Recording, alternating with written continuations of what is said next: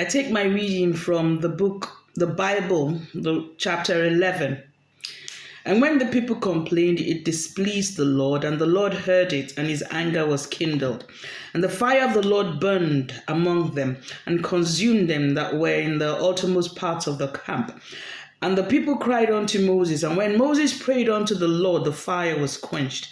And he called the name of the place Taberah, because the fire of the Lord burned among them. And the mixed multitude that was among them fell a lusting, and the children of Israel also wept again and said, Who shall give us flesh to eat? We remember the fish which we did eat in Egypt freely, the cucumbers and the melons, and the leeks and the onions and the garlic. But now our soul is dried away. There is nothing at all besides this manna before our eyes. And the manna was as coriander seed, and the color thereof as the color of bdellium. And the people went about and gathered it and ground it in mills, or beat it in a mortar, and baked it in pans, and made cakes of it. And the taste of it was as the taste of fresh oil. And when the dew fell upon the camp in the night, the manna fell upon it.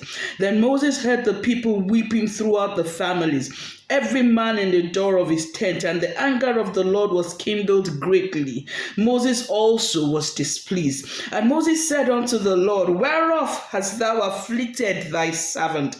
And whereof have I not found favor in thy sight? That thou mayest the burden of all these people, that thou layest the burden of all these people upon me.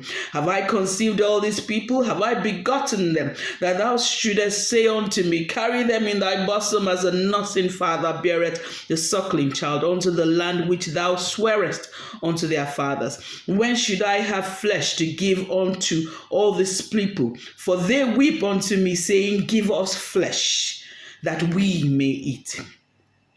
And I am not able to bear all this people alone, because it is too heavy for me.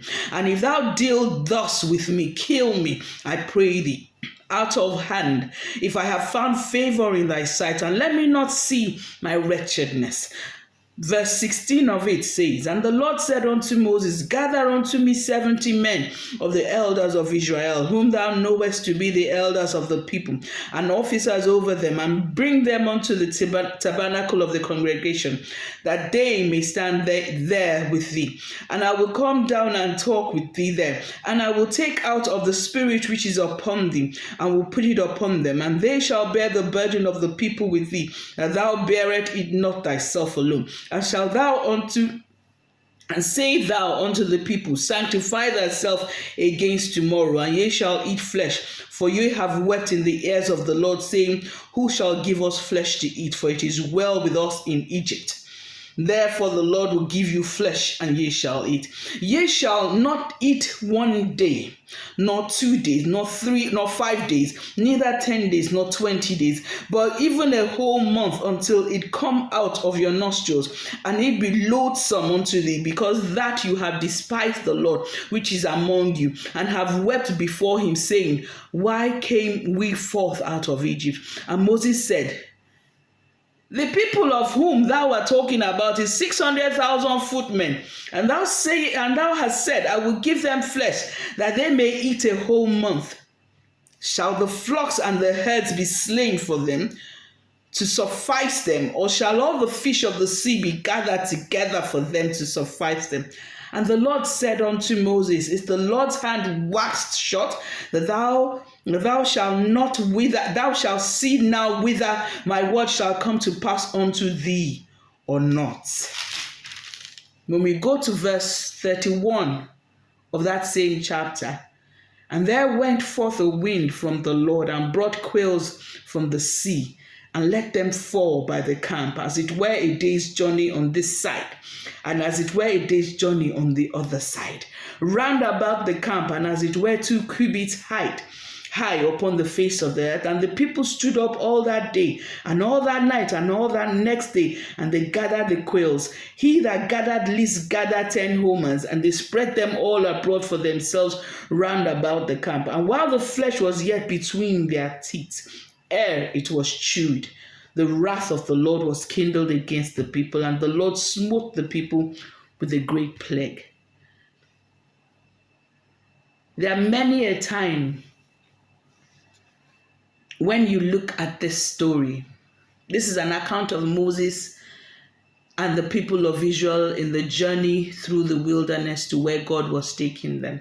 It is interesting to note that the things that I picked particularly from this chapter was when Moses asked the Lord that this is 600,000 plus people, footmen alone.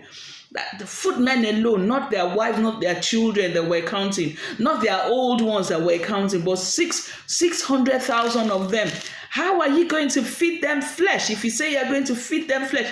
And when you consider that this same man, this same Moses, was the man God used to wrought miracles in Egypt, in the face of Pharaoh and his people. And you begin to ask yourself a question. How is it possible for Moses to forget that experience with God and begin to ask God such stupid questions? And then you remember that Moses did this because the people had started complaining. Moses wasn't like that before. He had walked, he had seen God face. This is the only person that had seen God face to face. He had seen the small, God has shown him a little of what he can do, what the infinitism of his power. And yet Moses asked, is it possible for you to feed this much people with flesh?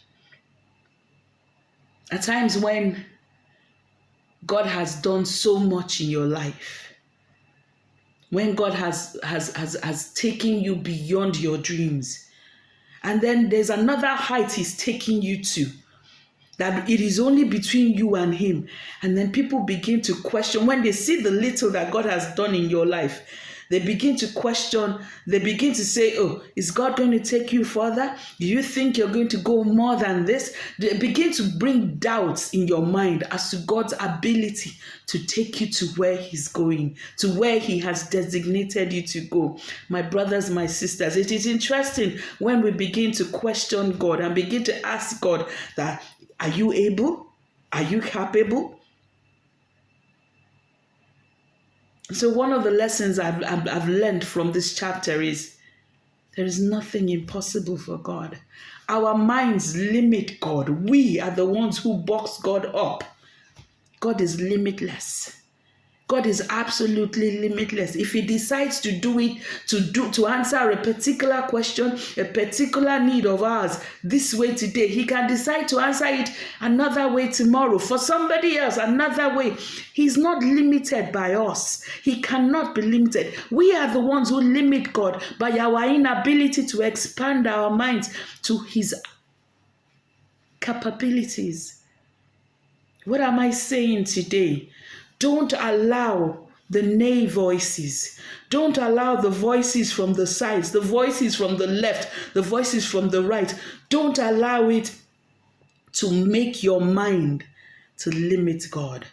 Don't allow it to make your mind to box God up, to put God in a box.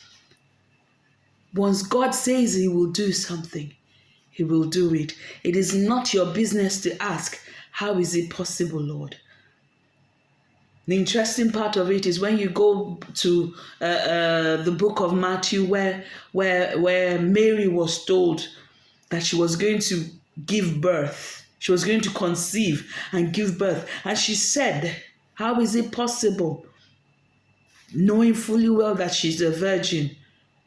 And the angel said, you don't worry about it. That's God's business.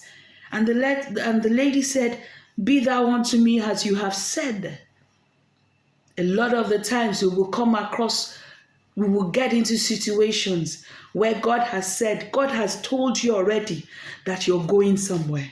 He's taking you somewhere. You're going to be this, you're going to be that. And then you begin to listen to the naysayers, those that will not get there, those that don't have the vision God has shown you. That vision is for you and you alone.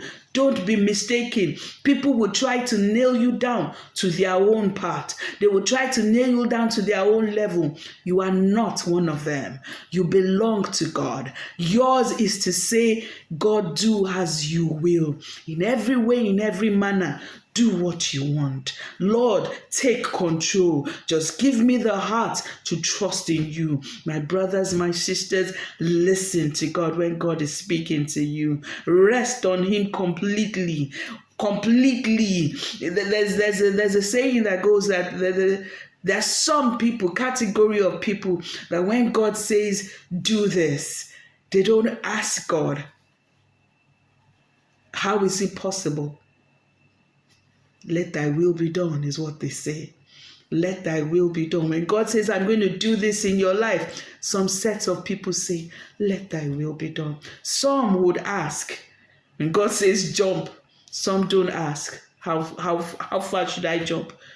When God says jump, some people ask, how far should I jump? That was the difference. When the prophet told the king, strike with your bow. Strike the earth with your bow. And the king struck only thrice, rather than to continue to strike. So that it can be prophesied that he would conquer his enemies forever. And he struck only 3 times. And the man of God said, you would only be able to conquer your enemies thrice. So dear, listen and listen well. God loves you. Don't box God up. You can limit God by your mind. Don't limit him, because where he's taking you to, you will never be able to get there except you come together with God. Except you accept his infinitism. He's a complete God. Let him handle your business.